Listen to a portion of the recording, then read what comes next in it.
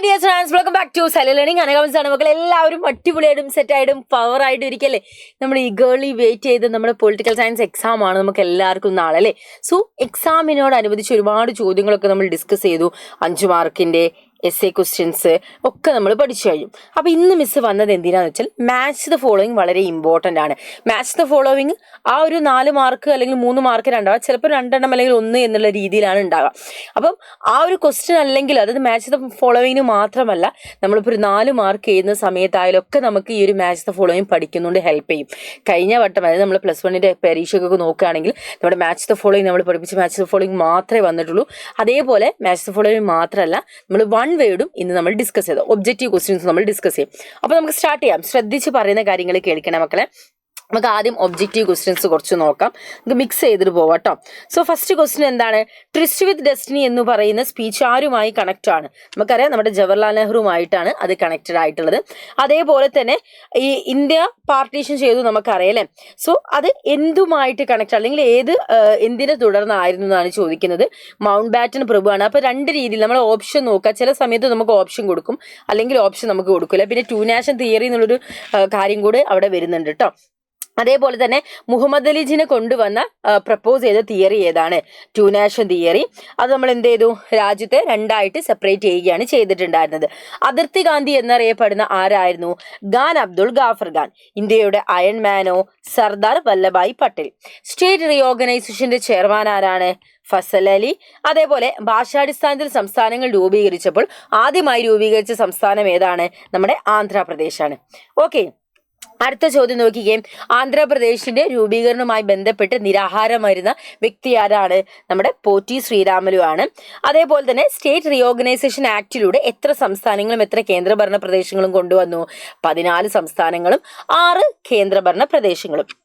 അതേപോലെ തന്നെ universal title ഫ്രാഞ്ചൈസിലൂടെ election നടന്നത് എവിടെയായിരുന്നു? മണിപ്പൂരിലാണ് ഇലക്ഷൻ നടന്നത്. ദെൻ ഏത് പൊളിറ്റിക്കൽ പാർട്ടിയാണ് 2 നാഷൻ തിയറി കൊണ്ടുവന്നത്? മുസ്ലിം ലീഗാണ് കൊണ്ടുവന്നിട്ടുള്ളത്. ഓക്കെ, ഇനി നാട്ടുരാജ്യങ്ങൾ, ഇന്ത്യൻ യൂണിയൻ ലയിക്കാത്ത നാട്ടുരാജ്യങ്ങളാണ് ഹൈദരാബാദ്, ജുനഗഡ്, കാശ്മീർ, മണിപ്പൂർ. നോക്കി വെക്കുക. ചില സമയത്ത് നമുക്ക് കുറെ രാജ്യങ്ങളുടെ കൂട്ടത്തിൽ ഇതിൽ ഏതെങ്കിലും ഒന്ന് കൊടുക്കും, എന്നിട്ട് ഇതിൽ നിന്ന് കണ്ടുപിടിക്കാം. അങ്ങനെയുള്ള രീതിയിലൊക്കെ ക്വസ്റ്റ്യൻസ് ചോദിക്കും. പിന്നെ നിസാമിന്റെ ആർമിയുടെ പേരാണ് റസാക്കേഴ്സ്. ആദ്യത്തെ ഇലക്ഷൻ കമ്മീഷൻ എന്ന് പറയുന്നത് സുകുമാർ സെൻ ആണ്. അതേപോലെ തന്നെ കേരളത്തിലെ ഫസ്റ്റ് ചീഫ് മിനിസ്റ്റർ എന്ന് പറയുന്നത് EMS നമ്പൂതിരിപ്പാടാണ്. Okay, yes. ഇനി നമുക്ക് മാച്ച് ഓഫ് ഫോളോവിങ്ങിലേക്ക് പോകാം. സർദാർ വല്ലഭായ് പട്ടേൽ എന്തുമായിട്ട് കണക്റ്റഡ് ആണ്? സർദാർ വല്ലഭായ് പട്ടേലും നമ്മുടെ ഇന്റഗ്രേഷൻ ഓഫ് പ്രിൻസ്ലി സ്റ്റേറ്റ്, നാട്ടുരാജ്യങ്ങളുടെ സംയോജനവുമായി ബന്ധപ്പെട്ടതാണ്. ബോധചന്ദ്ര സിംഗോ? ഇൻസ്ട്രുമെന്റ് ഓഫ് അസെഷൻ ആണ്. ബോധചന്ദ്ര സിംഗ് എന്താണ്? ഇൻസ്ട്രുമെന്റ് ഓഫ് അസെഷൻ ആണ്. അതേപോലെ തന്നെ നൈസാമോ? നമ്മുടെ സ്റ്റാൻഡ് സ്റ്റിൽ എഗ്രിമെന്റ് ആണ്. എന്താണ്? സ്റ്റാൻഡ് സ്റ്റിൽ എഗ്രിമെന്റുമായിട്ടാണ് കണക്റ്റഡ്. ഓക്കെ, ഞാൻ അങ്ങനെ ഹൈലൈറ്റേഴ്സ് യൂസ് ചെയ്ത് നിങ്ങൾക്ക് കൊടുക്കാം, അതാകുമ്പോൾ കുറച്ചുകൂടെ ക്ലിയർ ആണ്. അടുത്ത മക്കളെ നോക്കിക്കേ. 1ാം ലോകസഭയിലെ ഏറ്റവും വലിയ പ്രതിപക്ഷ പാർട്ടി ആരായിരുന്നു എന്നാണ് ചോദിക്കുന്നത്. നമ്മുടെ കമ്മ്യൂണിസ്റ്റ് പാർട്ടിയാണ് ഏറ്റവും വലുത് കേട്ടോ. ഏതാണ്? കമ്മ്യൂണിസ്റ്റ് പാർട്ടിയാണ് ഏറ്റവും വലിയ പാർട്ടി. അടുത്ത ചോദ്യം എന്താ? ഒരു മാച്ച് ദ ഫോളോവിങ് ആണ്. ഒന്നല്ല, കുറേ മാച്ച് ദ ഫോളോവിങ്സ് ഉണ്ട്. അതിൽ ആദ്യം നമുക്ക് സോഷ്യലിസ്റ്റ് പാർട്ടിനെ കുറിച്ചാണ് നോക്കുന്നത്.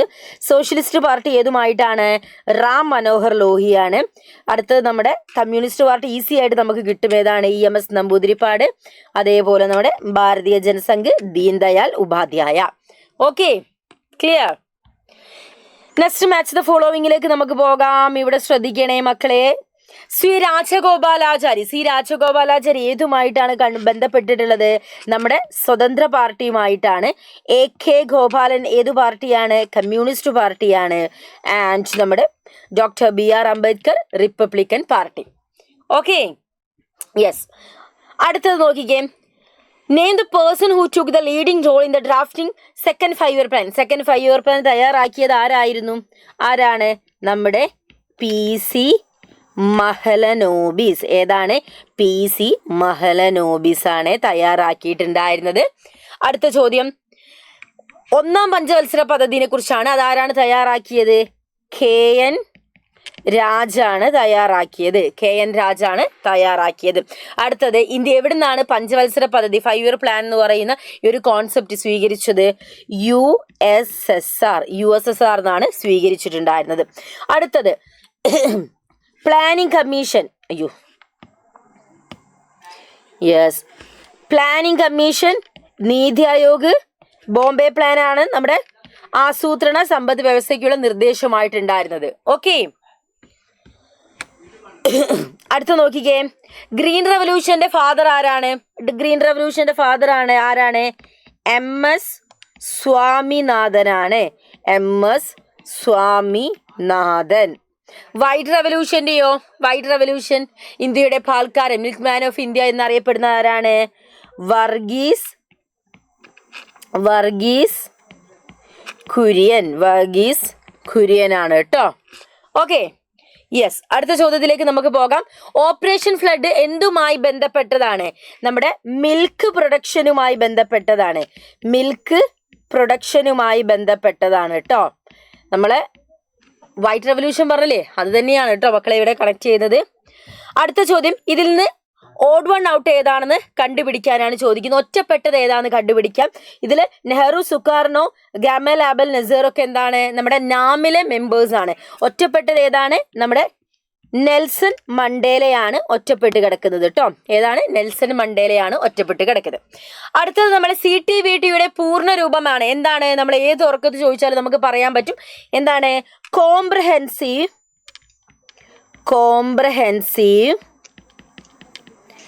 ടെസ്റ്റ്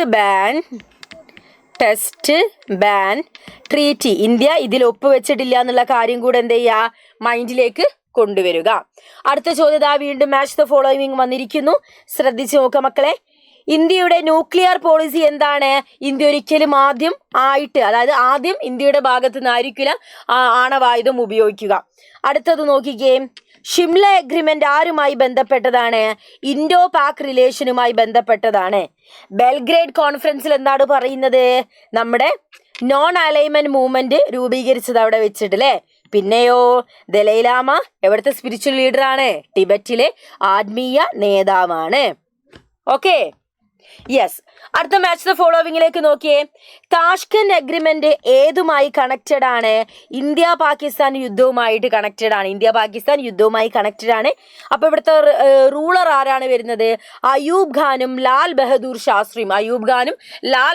ശാസ്ത്രിയുമാണ്. ഷിംല അഗ്രിമെന്റിലേക്ക് നമ്മൾ പോകുന്ന സമയത്ത് ഷിംല അഗ്രിമെന്റോ ബംഗ്ലാദേശ് വാറുമായിട്ട് കണക്റ്റഡ് ആണ്. അത് ഇന്ദിരാഗാന്ധിയും സുൽഫിക്കർ അലി ഭൂട്ടോയുമായിരുന്നു. പഞ്ചശീൽ തത്വമാരാണ്? ഇന്ത്യയും ചൈനയുമായിരുന്നു. ജവഹർലാൽ നെഹ്റുവും അതേപോലെ തന്നെ ചൈനീസ് പ്രീമിയർ സോ എൻ ഇലായും തമ്മിലായിരുന്നു. ഇത് നമ്മൾ എത്ര ദിവസങ്ങളായിട്ട് നമ്മൾ പഠിക്കുന്നതാണല്ലേ ഇതൊക്കെ. യെസ്, അടുത്തതിലേക്ക് നമുക്ക് പോകാം. സോ മക്കളെ, നമുക്ക് അടുത്ത ക്വസ്റ്റ്യനിലേക്ക് പോകാം. ഇവിടെ നോക്കിക്കേ, 2 മുദ്രാവാക്യങ്ങൾ ഇവിടെ കൊടുത്തിട്ടുണ്ട് കേട്ടോ. അപ്പൊ ഈ മുദ്രാവാക്യങ്ങൾ ആരുടേതാണ് എന്നാണ് അവിടെ ചോദിച്ചിട്ടുള്ളത്. ആരുടേതാണ് നമുക്ക് പറയണം. അപ്പൊ മക്കൾ കൃത്യമായിട്ട് അത് കേൾക്കണം, എന്നാലേ മക്കൾക്ക് മനസ്സിലാവത്തുള്ളൂ കേട്ടോ.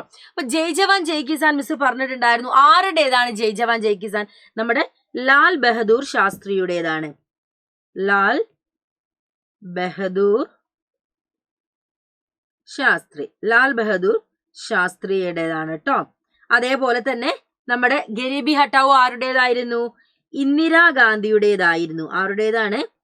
ഇന്ദിരാഗാന്ധിയുടേതാണ്. ഓക്കെ, ക്ലിയർ ആയില്ലേ? അടുത്ത ചോദ്യത്തിലേക്ക് നമുക്ക് പോകാം. ശ്രദ്ധിച്ചിരുന്ന് കേൾക്കുക മക്കളെ. ഇത് ക്രോണോളജിക്കൽ ഓർഡറിൽ കൊടുക്കാനാണ് നമ്മളോട് ചോദിച്ചത്. അപ്പൊ നമുക്ക് പറയാം. Tashkent agreement, Pokhran nuclear test, Bangladesh war, Panchsheel agreement. ഇതിൽ ആദ്യം ഉണ്ടായത് ഏതാണ്? നമ്മുടെ പഞ്ചശീൽ അഗ്രിമെന്റ് ആണ്. രണ്ടാമത് നമ്മുടെ താഷ്കന്റ് അഗ്രിമെന്റ്, മൂന്നാമത് ബംഗ്ലാദേശ്, നാലാമതാണ് എന്തെന്ന് പറയുന്നത്? പൊഖ്രാൻ ന്യൂക്ലിയർ ടെസ്റ്റ് എന്ന് പറയും. അപ്പൊ അതിന്റെ നേരെ മിസ് വർഷം കൂടി കൊടുക്കുന്നുണ്ട്. പഞ്ചശീൽ അഗ്രിമെന്റ് 1954 എപ്പോഴാണ്? 1954. ബംഗ്ലാദേശ് 1971 ഇന്ത്യ പാകിസ്ഥാൻ വാർ അഥവാ ബംഗ്ലാദേശ് വാർ നടന്നിട്ടുള്ളത്. Pokhran nuclear test 1974. Tashkent agreement 1966. Okay, yes. അടുത്ത ചോദ്യത്തിലേക്ക് നമുക്ക് പോകാം. ഇവിടെ മാച്ച് ദ ഫോളോവിംഗ് ആണ് നമ്മളോട് ചോദിക്കുന്നത്. അപ്പൊ നമുക്ക് ഹൈലൈറ്റർ വേഗം ഒന്നെടുത്ത് മാച്ച് ദ ഫോളോവിംഗ് സെറ്റ് ചെയ്യാം. ആയാറാം ഖയാറാം ആരുടെ ഫ്രേസ് ആണ്? ആരാണ് ആയാറാം ഖയാറാം പറഞ്ഞിട്ടുണ്ടായിരുന്നത്? നമ്മുടെ യെസ്, ആരാണ് ആയാറാം ഖയാറാം പറഞ്ഞിട്ടുണ്ടായിരുന്നത്? അത് ഒരു കൂറുമാറ്റവുമായിട്ട് ബന്ധപ്പെട്ടിട്ടുള്ളതാണ്. അത് അവിടെ കൊടുക്കുക. നമ്മൾ കുറച്ച് പേര് വന്നു, കുറച്ച് പേര് പോയി, അങ്ങനെ ആ ഒരു ഫ്രേസ് വന്നിട്ടുള്ളതാണ്. പിന്നെ നോൺ കോൺഗ്രസിസം ഏതുമായി ബന്ധപ്പെട്ടതാണ്? റാം മനോഹർ ലോഹിയാണ് പറഞ്ഞിട്ടുണ്ടായിരുന്നത്. അതേപോലെ SVD ഗവൺമെന്റ് എന്ന് പറയുന്നത് നമുക്ക് ഏതാണ്? കോയിലേഷൻ മുന്നണികളാണ്. ആൻഡ് ദെൻ പിന്നെ നമ്മൾ നോക്കുന്നത് സിൻഡിക്കേറ്റ് എന്ന് പറയുന്നത് കോൺഗ്രസിലെ മുതിർന്ന നേതാക്കളുടെ ഗ്രൂപ്പാണ് സിൻഡിക്കേറ്റ് എന്ന് വിളിക്കുന്നത്. ഓക്കെ, അപ്പം ഈ ഒരു ക്വസ്റ്റ്യൻ നോക്കി. ഇനി അടുത്ത മാച്ച് ദ ഫോളോവിംഗിലേക്ക് നമുക്ക് പോകാം.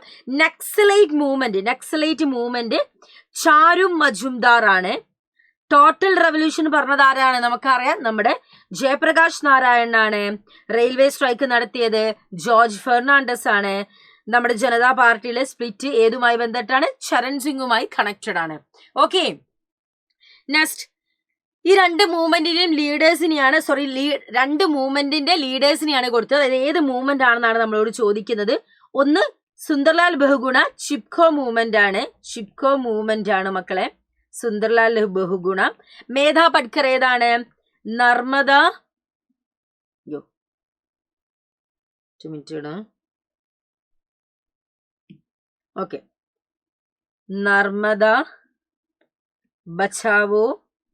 നർമ്മദ ബച്ചാവോ ആന്തോളൻ ട്ടോ. നർമ്മദ ബച്ചാവോ ആന്തോളൻ ആണ്. ഓക്കെ, അടുത്ത ചോദ്യത്തിലേക്ക് നമുക്ക് പോകാം. അത് ഒരു ക്വസ്റ്റ്യൻ കയറി വന്നു കേട്ടോ. യെസ്, നെക്സ്റ്റ് ചോദ്യത്തിലേക്ക് നമുക്ക് പോകാം. ഒരു ഈ ചോദ്യം തന്നെയാണ് വീണ്ടും വീണ്ടും വന്നു പോകുന്നത്. ഒറ്റ മിനിറ്റ് മക്കളെ. യെസ്, ഓക്കെ, നമ്മുടെ മാച്ച് ദ ഫോളോവിംഗ് ആണ്. ചിപ്കോ മൂവ്മെന്റിന്റെ ലീഡർ ആരാണ്? ഇപ്പൊ കുറച്ചു നേരം മുന്നാണ് നമ്മൾ ലീഡർ പറഞ്ഞത്. ചിപ്കോ മൂവ്മെന്റ് ഏതാണ്? സുന്ദർലാൽ ബഹുഗുണയാണ്. ആൻഡ് ബഹുജൻ സമാജ് പാർട്ടി ഏതാണ്? കൻഷിറാമിന്റേതാണ്. അതേപോലെ തന്നെ നമ്മുടെ Dravidian movement EV Ramaswamy Naicker. And next colour എവിടെ? National conference Farooq Abdullah. Okay, yes, അടുത്ത ചോദ്യത്തിലേക്ക് പോകാം. മാച്ച് ദ ഫോളോയിങ് തന്നെയാണ്. ഹരിചന്ദ് സിംഗ് ലോഗ്വാൾ എന്തുമായിട്ട് കണക്റ്റഡ് ആണ്? അകാലിദളിലെ ലീഡർ ആയിരുന്നു. ഇന്ദിരാഗാന്ധിയോ? ഓപ്പറേഷൻ ബ്ലൂ സ്റ്റാർ നടന്ന സമയത്ത് ഇന്ദിരാഗാന്ധി ആയിരുന്നു prime minister. And Lal Denga ഏതിന്റെയാണ്? മീസോ നാഷണൽ ഫ്രണ്ടിന്റെ ലീഡർ ആയിരുന്നു. ഷെയ്ഖ് അബ്ദുള്ള, നമ്മുടെ prime minister of Kashmir. Okay, then അടുത്ത മാച്ച് ദ ഫോളോവിംഗ് ആണ് മക്കളെ. ഇവിടെ തമിഴ്നാടുമായി ബന്ധപ്പെട്ടത് ഏതാണ്? തമിഴ്നാടുമായി ബന്ധപ്പെട്ടത് ദ്രാവിഡ മുന്നേറ്റ കഴകമാണ്. റൂളറോ? അണ്ണാദുരയാണ്. അടുത്തത് മിസോറാമാണ്. മീസോ നാഷണൽ ഫ്രണ്ട് ആണ്.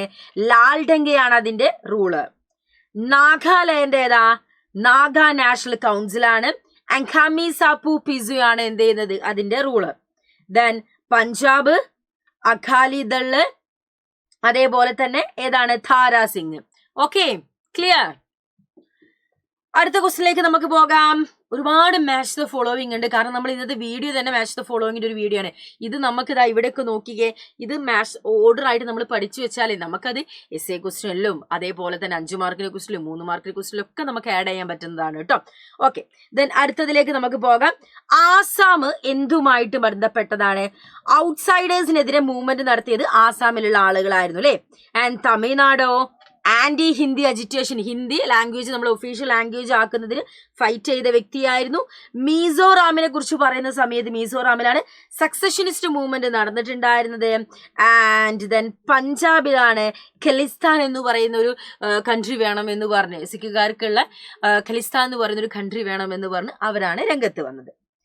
അടുത്ത മക്കളെ, ഇത് പൂർണ്ണരൂപം ചോദിക്കും പരീക്ഷയ്ക്ക്. LTBT എന്താ? അതിന്റെ പൂർണ്ണരൂപം ചോദിക്കാം. അത് കൃത്യമായിട്ട് ഇവിടെ കൊടുത്തിട്ടുണ്ട്.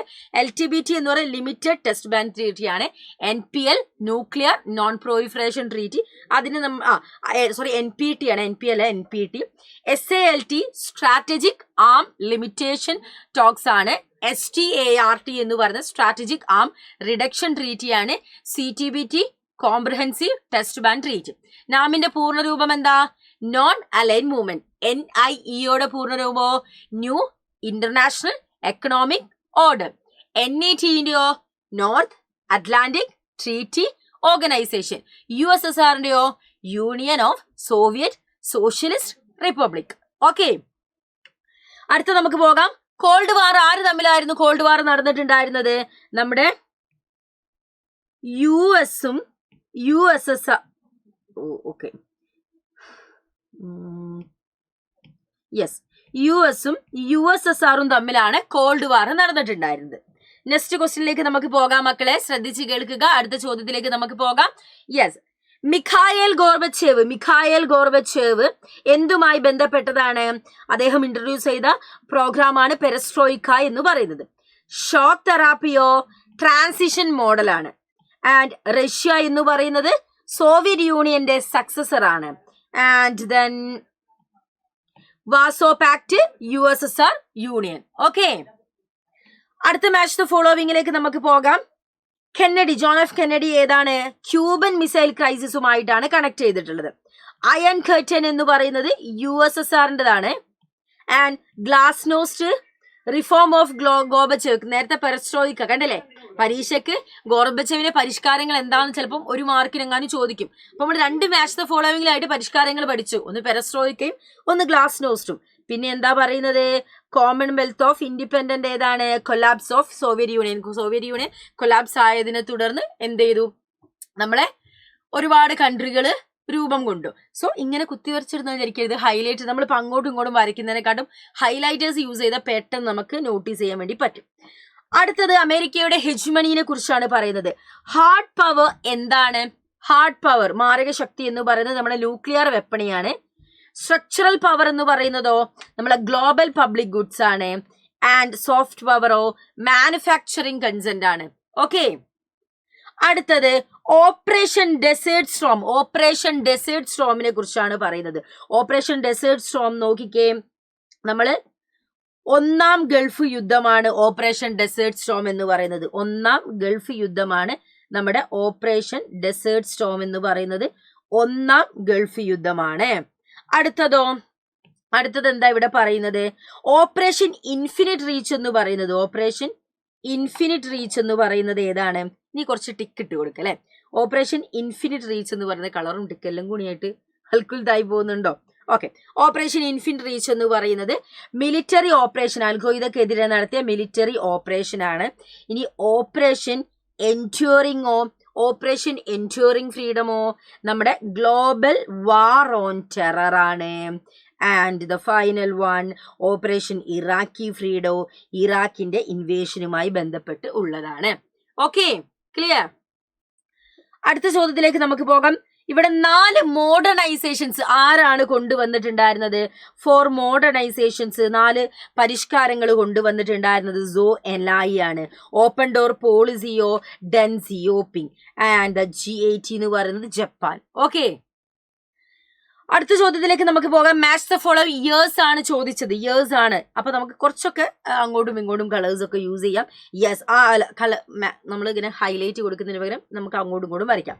സാർക്ക് 1985 ആണ് മക്കളെ. സാർക്ക് 1985 ആണ്. ആസിയാൻ എന്ന് പറയുന്നത് ഏതാണ്? 1967 ആണ്. ആൻഡ് യൂറോപ്യൻ യൂണിയനോ 1992. ആൻഡ് ദ ഫൈനൽ വൺ എന്ന് പറയുന്നത് യുണൈറ്റഡ് നാഷണൽ ഓർഗനൈസേഷൻ 1945. ഓക്കെ, അടുത്ത ചോദ്യത്തിലേക്ക് നമുക്ക് പോകാം. ഇവിടെ നമുക്ക് കുറച്ച് നേരത്തെ പറഞ്ഞതുപോലെ കുറച്ച് കളേഴ്സ്, കുറച്ച് ടിക്കൊക്കെ ഇട്ട് നമുക്ക് യൂസ് ചെയ്യാം. ജനറൽ അസംബ്ലി, പൊതുസഭ എന്ന് പറയുന്നത് ഏതാ? എല്ലാ മെമ്പേഴ്സിനെയും നമുക്ക് അവിടെ കാണാൻ പറ്റും. അടുത്തത് സെക്യൂരിറ്റി കൗൺസിൽ എന്ന് പറയുന്നത് ഏതാ? സെക്യൂരിറ്റി കൗൺസിൽ എന്ന് നമ്മൾ പറയുന്നത് അവർക്ക് വീറ്റോ അധികാരം ഉണ്ടായിരിക്കും.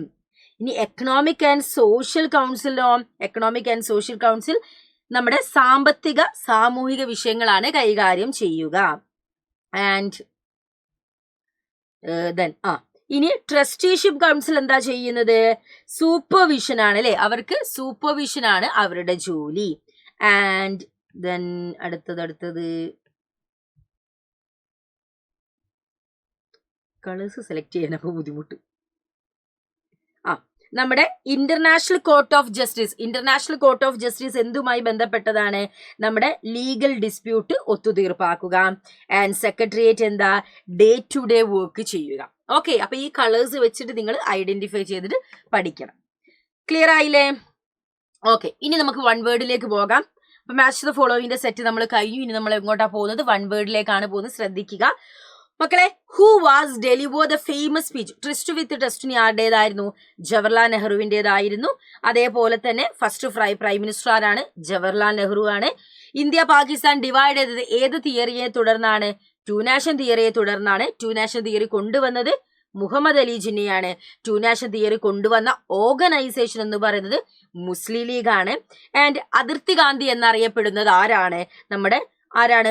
ഖാൻ അബ്ദുൾ ഗാഫർ ഖാനാണ്. മക്കളെ, മലയാളമില്ലേ നിങ്ങൾ ചോദിക്കും, കമന്റ് ബോക്സിൽ മിസ് കണ്ടിട്ടുണ്ട്. അപ്പൊ അതാ മലയാളത്തിലാണ് മിസ് എന്ത് ചെയ്യുന്നത്, ഇവിടെയൊക്കെ എന്താ നിങ്ങൾക്ക് ആൻസർ ചെയ്യുന്നത് കേട്ടോ. അപ്പം ക്വസ്റ്റ്യനും മലയാളത്തിൽ തന്നെയാവാതെ ഇംഗ്ലീഷിൽ ഓൾറെഡി ഇവിടെ കൊടുത്തുണ്ട്.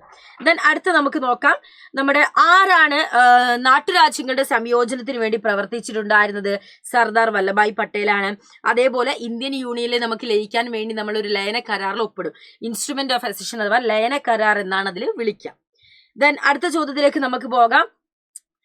Which was the event inspire the formation? അതായത് ഇന്ത്യയിലെ കമ്മ്യൂണിസ്റ്റ് ഗ്രൂപ്പ് എന്ത് മൂവ്മെന്റിനെ ഇന്ന് ഇൻസ്പയർ ആയിട്ടാണ് വന്നിട്ടുണ്ടായിരുന്നത്?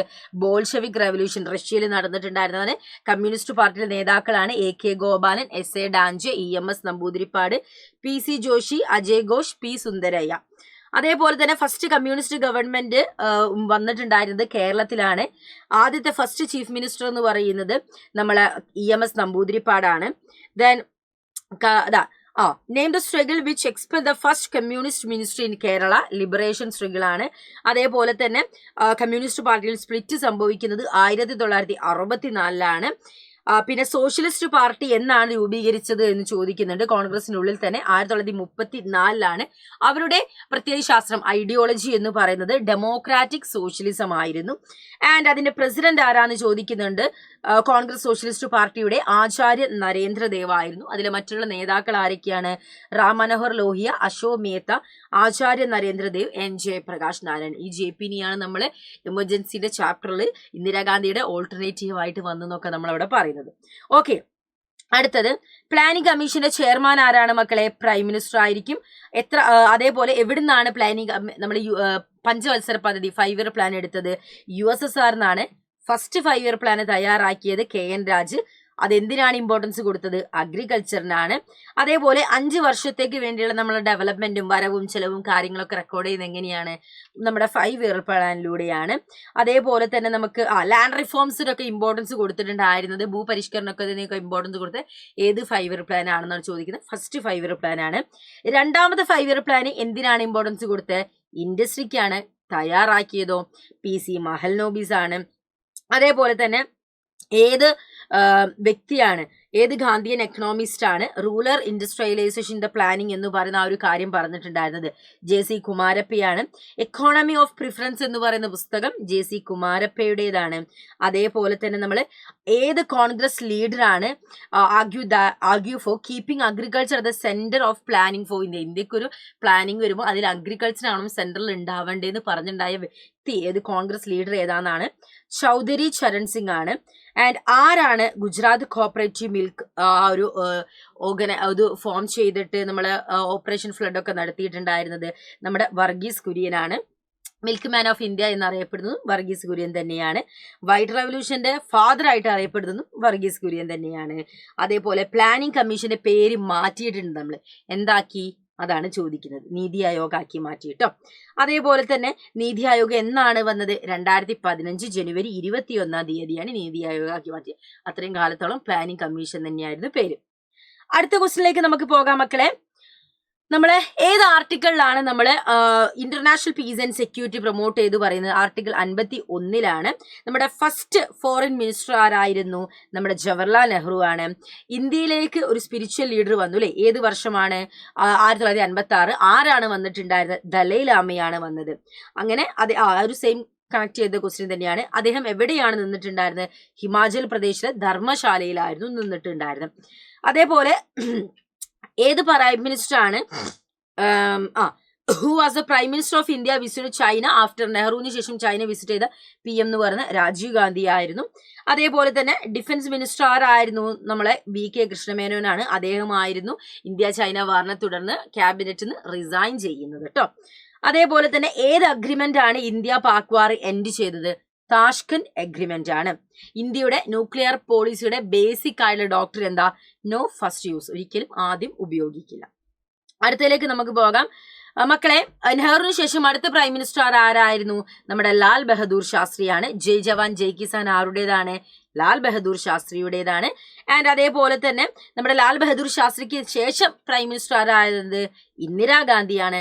നോൺ കോൺഗ്രസിസം എന്ന് പറയുന്ന വാക്ക് കൊണ്ടുവന്നത് റാം മനോഹർ ലോഹിയാണ്. 1971 കോൺഗ്രസ് പാർട്ടിക്ക് എഗെയിൻസ്റ്റ് ആയത് നോൺ കോൺഗ്രസ് പാർട്ടികൾ എല്ലാവരും കൂടി ഒരുമിച്ച് ഒരു പാർട്ടി ഫോം ചെയ്തു എന്ന് പറയുന്നുണ്ട്. അത് ഏതാണ്? നമ്മുടെ ഗ്രാൻഡ് അലയൻസ് ആണ്. 1971 ഇന്ദിരാഗാന്ധി നടത്തിയിട്ടുണ്ടായിരുന്ന സ്ലോഗൻ എന്താണെന്നാണ് ചോദിക്കുന്നത് ഇലക്ഷന്. ഇന്ദിരാഗാന്ധി ഗരീബി ഹട്ടാവോ, പോവർട്ടി റിമൂവ് ചെയ്യാനാണ് പറഞ്ഞത്. അതേപോലെ തന്നെ പ്രിവ്യൂ പോഴ്സി എന്നാണ് ഒഴിവാക്കിയത്? 1971. നമ്മളെ നാട്ടുരാജാക്കന്മാർക്ക് ഒരു ടോക്കൺ ഓഫ് ലവ് എന്ന് പറഞ്ഞ രീതി സമ്മാനം കൊടുക്കുന്ന രീതിയൊക്കെ ഉണ്ടായിരുന്നു. അതാണ് പ്രിവ്യൂ പോഴ്സി. അതെടുത്ത് മാറ്റി.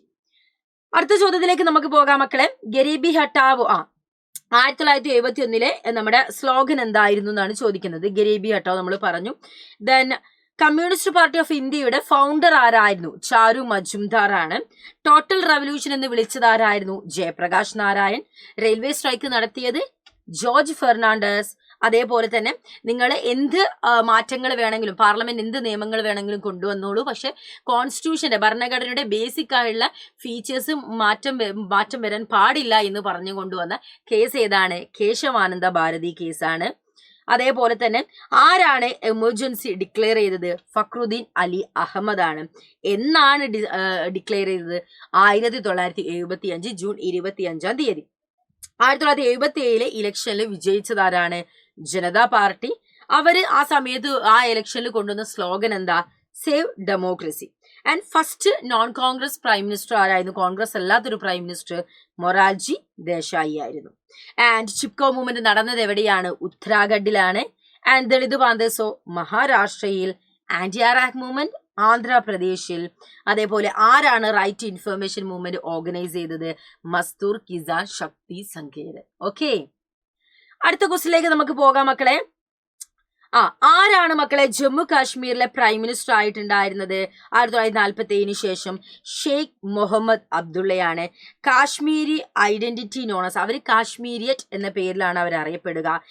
ദ്രാവിഡിയൻ മൂവ്മെന്റ്, ദ്രാവിഡർ ഖയകം ഏത് മൂവ്മെന്റുമായി ബന്ധപ്പെട്ടതാണ്? Dravidian movement. ആരാണ് ദ്രാവിഡർ ഖയകം രൂപീകരിച്ചത്? ഇ വി രാമസ്വാമി നായ്ക്കറാണ്. സെൽഫ് റെസ്പെക്ട് മൂവ്മെന്റ് എന്ന് വിളിച്ചത് ആരാണ്? ഇ വി രാമസ്വാമി നായ്ക്കറാണ്. പെരിയാർ എന്ന പേരിൽ അറിയപ്പെടുന്നതും ഇ വി രാമസ്വാമി നായ്ക്കറാണ്. പഞ്ചാബ് സുബ്ബ എന്ന് പറയുന്ന ഒരു കാര്യം അത് ഫോം ചെയ്യണമെന്ന് പറഞ്ഞത് ഏത് ഓർഗനൈസേഷൻ ആണ്? അകാലിദൾ. അവര് എന്ത് മൂവ്മെന്റ് ആണ്? സിഖ് നാഷൻ വേണമെന്ന് പറഞ്ഞ ഒരു മൂവ്മെന്റ് നടത്തിയിരുന്നു. ഖലിസ്ഥാൻ മൂവ്മെന്റ് ആണ്. മിസോ നാഷണൽ ഫ്രണ്ടിന്റെ റൂളർ അഥവാ ലീഡർ ആരാണ്? ലാൽഡങ്ക, അല്ല ഫൗണ്ടർ ലാൽഡങ്ക ആയിരുന്നു. ആൻഡ് നാഗാലാൻഡിന് ഇൻഡിപെൻഡന്റ് വേണമെന്ന് പറഞ്ഞ മൂവ്മെന്റ് നടത്തിയത് അങ്കാമി സാപ്പു പിസിയാണ്. അതേപോലെ സിക്കിമിലെ നാഷണൽ കോൺഗ്രസിന്റെ ഫൗണ്ടർ എന്ന് പറയുന്നത് ഖാസി ലഡുപ് ഡോജിയാണ്. ആൻഡ് അതേപോലെ തന്നെ Goa, which year Goa become the state of Indian യൂണിയന്റെ സ്റ്റേറ്റ് ആയത് ഗോവ 1987 സാധാരണഗതിയിൽ ചോദിക്കാറില്ല കേട്ടോ. അടുത്ത ചോദ്യത്തിലേക്ക് മക്കളെ നമുക്ക് പോകാം. ക്യൂബൻ മിസൈൽ ക്രൈസിസ് ഉണ്ടായ സമയത്ത് സോവിയറ്റ് യൂണിയന്റെ റൂളർ ആരായിരുന്നു? നിക്ത ക്രൂച്ചേവ് ആണ്. ആൻഡ് അതേപോലെ തന്നെ ക്യൂബൻ മിസൈൽ ക്രൈസിസ് ഉണ്ടായപ്പോൾ അമേരിക്കയുടെ പ്രസിഡന്റ് ആരായിരുന്നു? John F Kennedy. ആൻഡ് നമ്മുടെ ക്യൂബയുടേതോ നമ്മുടെ ഫിഡൽ കാസ്ട്രോ ആയിരുന്നു. ദെൻ എവിടെ വെച്ചിട്ടാണ് നമ്മുടെ നോൺ അലൈൻ മൂവ്മെന്റ് എസ്റ്റാബ്ലിഷ് ചെയ്യുന്നത്? ഏത് കോൺഫറൻസിൽ വെച്ചിട്ടാണെന്നാണ്? ബാൻറ്റങ് കോൺഫറൻസിൽ വെച്ചിട്ടാണ്. അതേപോലെ തന്നെ ഫസ്റ്റ് സബ്മിറ്റ് നടക്കുന്നത് ബെൽഗ്രേഡിൽ വെച്ചാണ്. നാമിന്റെ ഫസ്റ്റ് സബ്മിറ്റ് നടക്കുന്നത് ബെൽഗ്രേഡിൽ വെച്ചിട്ടാണ്. നാമൻ രൂപീകരിക്കാൻ ഒരു ഇമ്പോർട്ടന്റ് റോള് പ്ലേ ചെയ്തിട്ടുണ്ടായിരുന്നത് ജവഹർലാൽ നെഹ്റു ആണ്. നാറ്റോ വന്നിട്ടുണ്ടായിരുന്നു, രൂപീകരിച്ചത് 1900 നോർത്ത് അറ്റ്ലാന്റിക് ട്രീറ്റി ഓർഗനൈസേഷൻ 1949. അതിന് കൗണ്ടർ അറ്റാക്കായിട്ട് വാസോ പാക്ട് വന്നത് 1955. അതേപോലെ തന്നെ നമ്മള് south east Asian treaty organisation 1954 രൂപീകരിക്കുന്നു. അതേപോലെ സെൻട്രൽ ട്രീറ്റി ഓർഗനൈസേഷൻ 1955 രൂപീകരിക്കുന്നത്. ഇനി ഇവിടെ നോക്കിക്കേ, അടുത്തതിലേക്ക് നമുക്ക് പോകാം.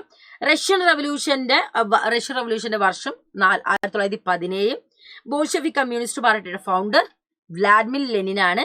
സോഷ്യലിസ്റ്റ് പൊളിറ്റിക്കൽ സിസ്റ്റത്തിന്റെ ഐഡിയോളജി എന്ന് പറയുന്നത് സോഷ്യലിസം ആണ്. And mother of all battle എന്ന് വിളിച്ചത്, അതായത് who claim the fight of കുവൈറ്റിന് വേണ്ടി നമ്മൾ നടത്തിയ ആ ഒരു ഫൈറ്റിനെ മദർ ഓഫ് ഓൾ ബാറ്റിൽസ് എന്ന് വിളിച്ചത് സദാം ഹുസൈൻ ആയിരുന്നു. ഫസ്റ്റ് ഗൾഫ് വാറിന്റെ സമയത്ത് US പ്രസിഡന്റ് എന്ന് പറയുന്നത് ജോർജ് ബുഷ് ആണ്. അതേപോലെ തന്നെ നമ്മള് who was a commander UN കോയിലേഷനിലെ ഫസ്റ്റ് ഗൾഫ് വാറിന്റെ സമയത്തുള്ള കമാൻഡർ ആരാണ്? നോമൻ ഷൊക്കോഫ് ആണ്. അതേപോലെ തന്നെ നമ്മൾ അടുത്തത് പറയുന്നത് name of the president who hail the emergence of new world order വന്ന സമയത്ത് അവിടുത്തെ പ്രസിഡന്റ് ആരാണ്? ജോർജ് WH ബുഷ് ആണ്. ദെൻ നമ്മുടെ യൂറോപ്യൻ എക്കണോമിക് കമ്മ്യൂണിറ്റി രൂപീകരിച്ചത് 1947. കംപ്ലീറ്റ് ചാപ്റ്ററിന്റെ one word question objective questions ഉണ്ട്. നിങ്ങൾ എപ്പോഴും പറയുന്നതാണ് ഒബ്ജക്റ്റീവ് ക്വസ്റ്റ്യൻസിന്റെ വീഡിയോ ചെയ്യുക. അത് കംപ്ലീറ്റ് ഉണ്ട്, എല്ലാ ചാപ്റ്ററിനും ഒബ്ജക്റ്റീവ് ഉണ്ട് കേട്ടോ. അതേപോലെ തന്നെ യൂറോപ്യൻ യൂണിയൻ രൂപീകരിച്ചത് 1992. ദെൻ യൂറോപ്യൻ യൂണിയൻ രൂപീകരിക്കാൻ നമ്മളൊരു ട്രീറ്റി ഒപ്പിട്ടിട്ടുണ്ടായിരുന്നു. ദ ട്രീറ്റി ഓഫ് മാസ്ട്രിച്ച് എന്നാണ് വിളിക്കാം. യൂറോപ്യൻ യൂണിയന്റെ നാണയം യൂറോ ആണ്. അതേപോലെ തന്നെ 12 യൂറോപ്യൻ യൂണിയൻ 12 മെമ്പേഴ്സാണ് അതിലുള്ളത്. ആൻഡ് ഏത് വർഷമാണ് രൂപീകരിച്ചത്? 2002 അതിൽ നിന്ന് ബ്രിട്ടൻ ഇറങ്ങിപ്പോയിട്ടുണ്ടായിരുന്നു, വിഡ്രോ ചെയ്തിട്ടുണ്ടായിരുന്നു. ആ ഒരു ഇതിനെ നമ്മൾ വിളിക്കുന്ന പേര് ബ്രെക്സിറ്റ് എന്നാണ് വിളിച്ചത്. ദെൻ ആസിയാന്റെ പൂർണ്ണരൂപം ചോദിക്കും. Association of south east Asian nation ആണ്. ദെൻ അതേപോലെ തന്നെ നമ്മൾ ആസിയാന്റെ സെക്യൂരിറ്റി ഫോറിൻ പോളിസിയുടെ കോർഡിനേഷൻ ചെയ്തതാണ്. അപ്പൊ ആസിയാൻ റീജിയണൽ ഫോറം ആണ് ARF. ആസിയാൻ കൺട്രീസ്, അതായത് name of the 3 ASEAN countries to which India made, അതായത് ആസിയാൻ കൺട്രീസ് കുറെ ഉണ്ട്, അതിൽ ഏതുമായിട്ടാണ് ഇന്ത്യ ഒരു ട്രേഡ് അഗ്രിമെന്റ് ഉള്ളത്? മലേഷ്യ, സിംഗപ്പൂർ, തായ്ലൻഡ് ആണ്. അതേപോലെ തന്നെ ആസിയാന്റെ in which year ASEAN India FTA came to effect എന്നായിരുന്നു? 2010. ആൻഡ് അതേപോലെ തന്നെ സാർക്ക് രൂപീകരിച്ചത് 1985. സാർക്കിന്റെ പൂർണ്ണരൂപം south Asian association for regional cooperation ആണ്. SFTയുടെ പൂർണ്ണരൂപം south Asian free trade agreement ആണ്. ആൻഡ് സാഫ്റ്റ് എപ്പോഴാണ് വന്നത്? 2004 വന്നത്. South Asian treaty agreement officially നിലവിൽ വന്നത് 2006 വന്നിട്ടുണ്ടായിരുന്നത്. ഓക്കെ, നമ്മൾ ഫൈനൽ ക്വസ്റ്റ്യനിലേക്ക് പോകാം. ഇന്നത്തെ ഈ ഒരു കോണ്ടന്റ് കുറച്ച് ലെങ്തിയസ്റ്റ് ആയിരിക്കും, കാരണം നമ്മൾ മാച്ച് ദ ഫോളോവിങ് നോക്കി.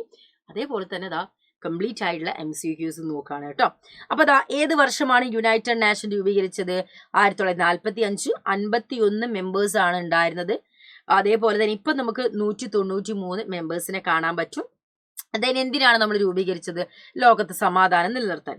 അതേപോലെ ഇന്റർനാഷണൽ കോർട്ട് ഓഫ് ജസ്റ്റിസ് എവിടെയാണ്? നെതർലാൻഡിലെ ഹാഗ്യൂലാണ്.